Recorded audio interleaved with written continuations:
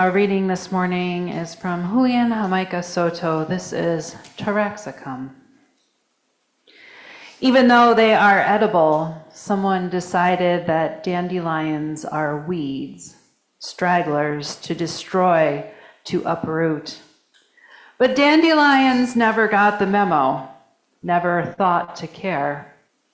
Busy instead with dropping roots, flinging seeds, unfurling shoots, and persistent in digging in that taproot to depths of 2 or 3 average adults end to end, the tiny yellow flower survives.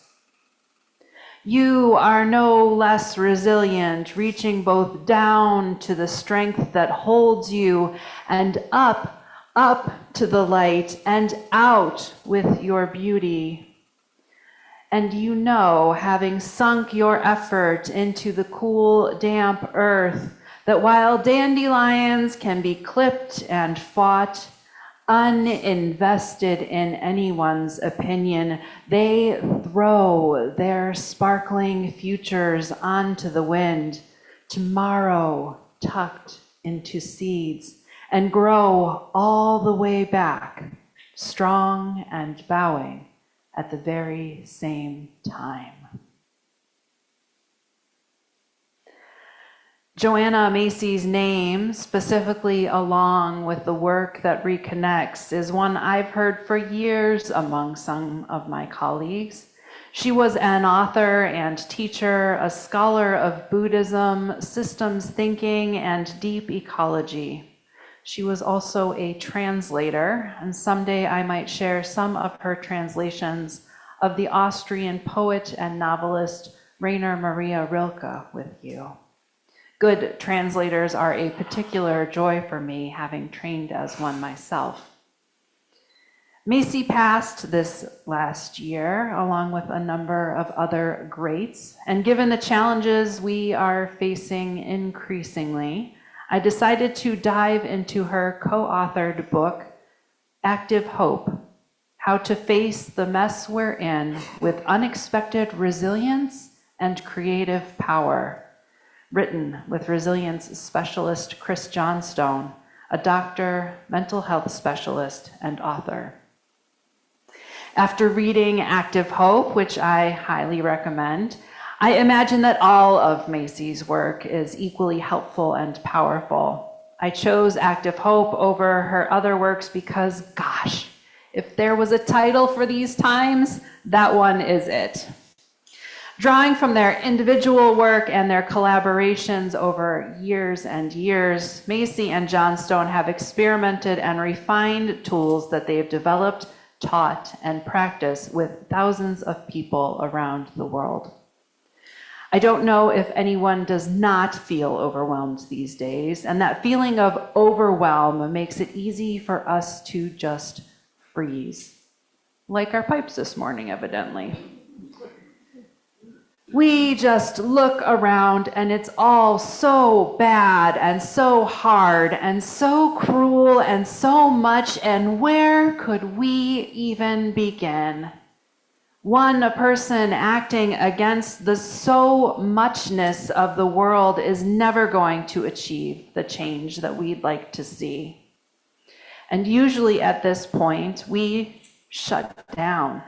The overwhelm is too great and we don't see a way forward, and so we just stop.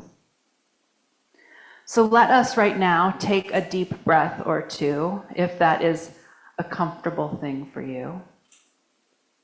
Try to release some of the tension in your body if you can, and that's a safe thing to do. A colleague once did Reiki with me, and I had an hour drive home, and the Reiki relaxed me so much I kept falling asleep. And I said, we will never do that again. So sometimes it's not safe. We learn these things. One of my own big practices is relaxing my jaw muscles. Maybe sway back and forth on your seat a little bit.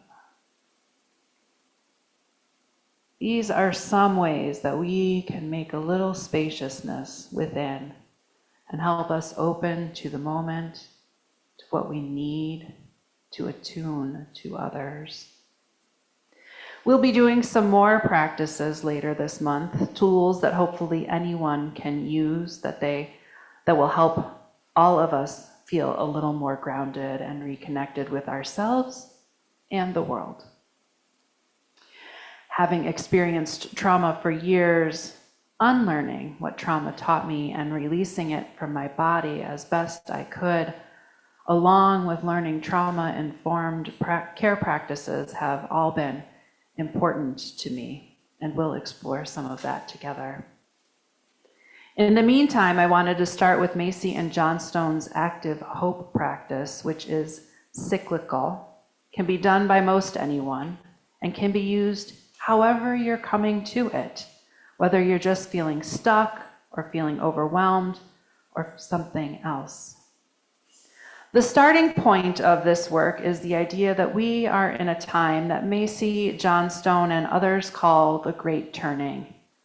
Like other periods when human life and society has been dramatically impacted by some change, this one too, we hope, will take its place in the list. The Great Turning calls for a transition or transformation of our lives from, well, let's just say the wildly wasteful, plastic-filled, harmful society we live in today to one that is ecologically sustainable and in right relationship with the living earth and its creatures. There are 3 dimensions to the Great Turning. They are holding actions, life-sustaining systems and practices, and shift in consciousness. Holding actions are meant to slow down the damage being caused, raising awareness, campaigns, petitions, boycotts, rallies, legal proceedings, direct actions, protecting what we can, saving biodiversity, clean air and water, forests, topsoil, and restoring and safeguarding communities against exploitation, war, starvation, and injustice. Life-sustaining systems and practices are rethinking the way we do things. This is both micro and macro, individual, community, and corporate work. Reconsidering how we travel, where we shop, what we buy.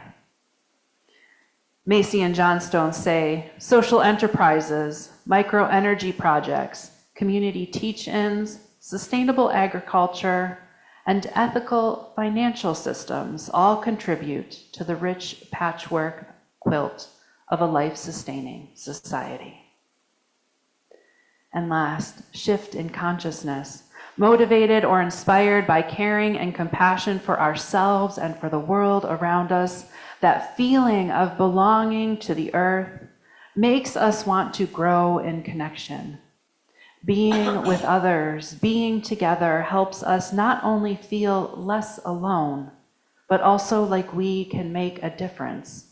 We can rely on one another for support and strength, pep talks, accountability, and more. We need all 3 strands to make a braid that will hold us and the work tight. On to active hope.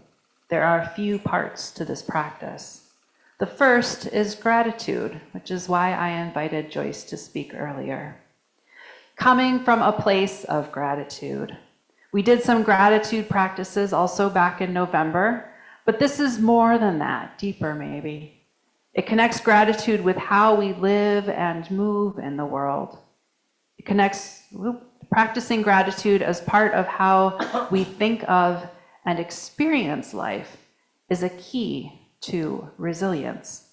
Beginning with gratitude helps us center ourselves and open our hearts.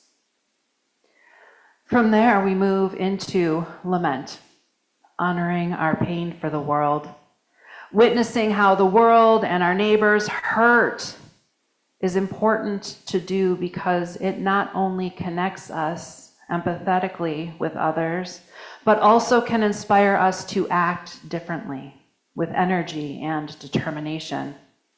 We don't judge the way we're feeling, just feeling and noticing it, naming it to let go of some of its power.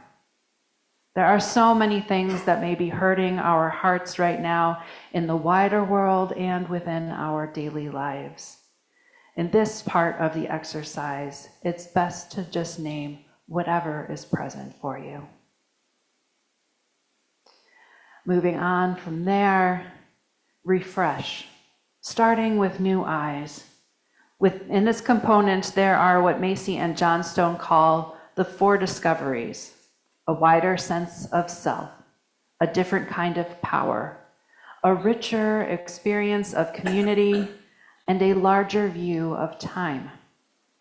These help us remember or learn, perhaps for the first time, how we are connected with others and the world more deeply than we are taught, opening up our ideas of the ways we have and can exert power by moving from power over to power with models.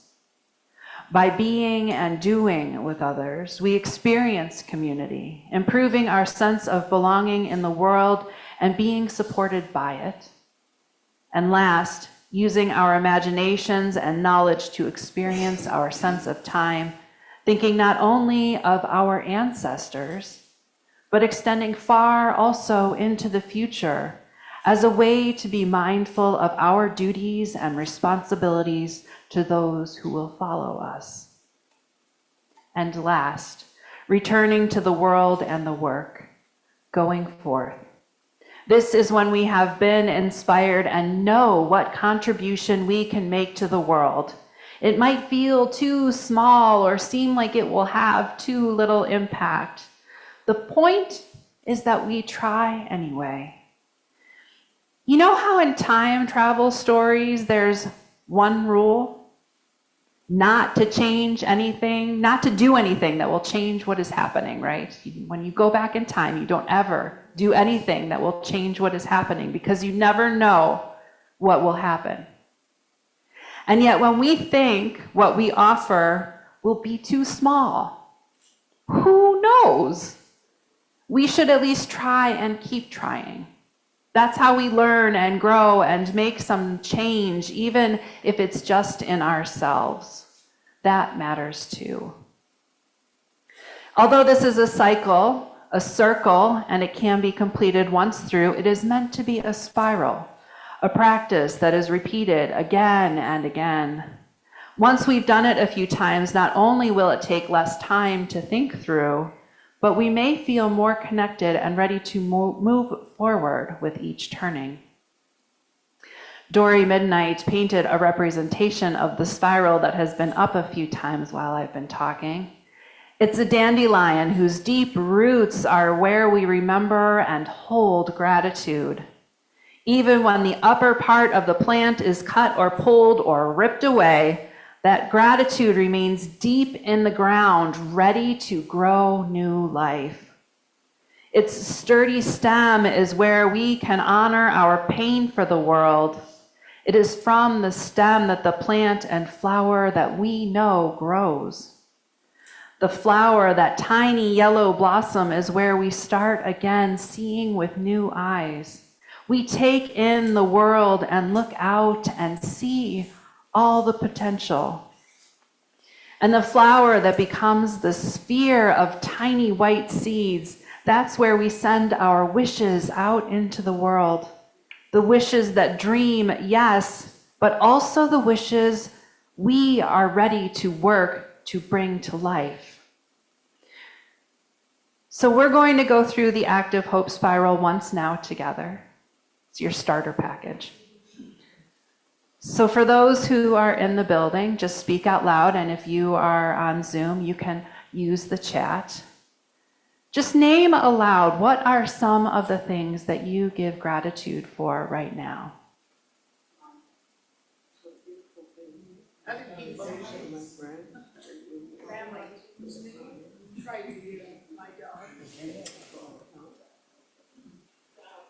So many things, right?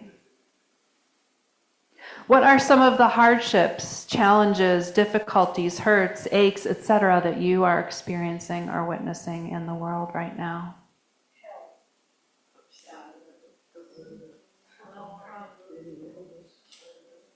Environmental destruction.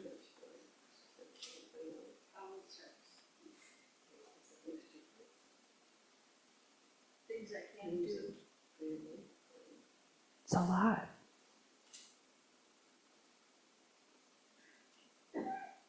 Maybe just exhale a little bit.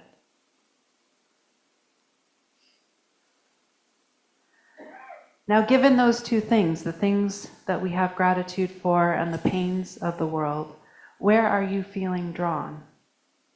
Maybe it's an organization, maybe it's to build something within this congregation, maybe it's taking some time to care for yourself or your family, however you might define that.